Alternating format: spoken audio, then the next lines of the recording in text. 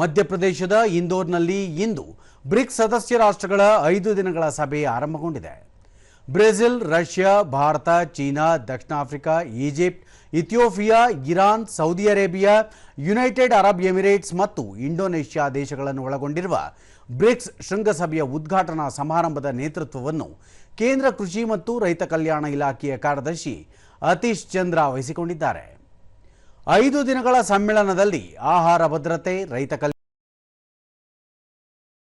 Smart ಕೃಷಿ, ಅಂತಾರಾಷ್ಟ್ರೀಯ ಕೃಷಿ ವ್ಯಾಪಾರವನ್ನು ಸುಗಮಗೊಳಿಸುವುದು, ಪೂರೈಕೆ ಸರಣಿಗಳು, ಡಿಜಿಟಲ್ ಕೃಷಿ, ಸಂಶೋಧನೆ, ಜ್ಞಾನ ವಿನಿಮಯ, ಕೃತಕ ಬುದ್ಧಿಮತ್ತೆ ಮತ್ತು ರೋಬೋಟಿಕ್ಸ್ ಮುಂತಾದ ವಿಷಯಗಳ ಬಗ್ಗೆ ಚರ್ಚಿಸಲಾಗುವುದು. 11ನೇ ತಾರೀಕಿನವರೆಗೆ ಕೃಷಿ ಕಾರ್ಯಕಾರಿ ಗುಂಪು ಸಭೆಗಳು ನಡೆಯಲಿದ್ದು, ಜೂನ್ 12ರಿಂದ 13ರವರೆಗೆ ಮುಖ್ಯ ಕೃಷಿ ಸಚಿವರ ಸಭೆ ಜರುಗಲಿದೆ. ಇದರಲ್ಲಿ 20 ದೇಶಗಳ ಪ್ರತಿನಿಧಿಗಳು ಭಾಗವಹಿಸಲಿದ್ದಾರೆ.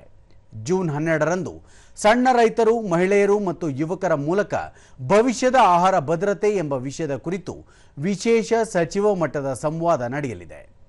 ಈ ಅವಧಿಯಲ್ಲಿ ಆಹಾರ ನಷ್ಟವನ್ನು ಕಡಿಮೆ ಮಾಡುವುದು, ಪಶುಸಂಗೋಪನೆ, ಮೀನುಗಾರಿಕೆ ಮತ್ತು ರೈತರ ಹಕ್ಕುಗಳಂತಹ ಪ್ರಮುಖ ವಿಷಯಗಳ ಕುರಿತು ಗಂಭೀರ ಚರ್ಚೆಗಳು ಜರುಗಲಿವೆ.